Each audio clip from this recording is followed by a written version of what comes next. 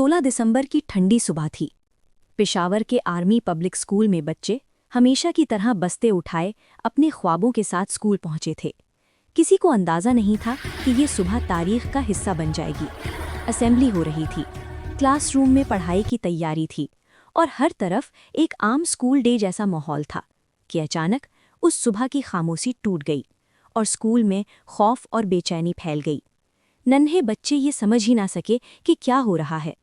उस वक्त असातिज़ा माँ बाप बन गए। उन्होंने बच्चों को अपने सामने खड़ा किया। किसी ने उन्हें सीने से लगा लिया और किसी ने धीरे से कहा, डरना मत, अल्लाह हमारे साथ है। कुछ बच्चे रो रहे थे, कुछ खामोशी से अपने दोस्त का हाथ थामे हुए थे। उस दिन किताबें बंद हो गईं, मगर सब्र, हौसले और ईमान का सबसे बड़ा सबक पढ़ाया गया। उस सुबह कई मासूम बच्चे और असातिज़ा वापस अपने घरों को ना जा सके। पूरा पाकिस्तान अश्कबार हो गया, मगर उसी दिन पूरी कौम एक हो गई। 16 दिसंबर सिर्फ एक तारीख नहीं रहा, बल्कि वो दिन बन गया जिसने हमें सिखाया कि नफ़रत कभी नहीं जीतती, इल्म हमेशा जिंदा रहता है और मासूमियत भी बहादुरी होती है।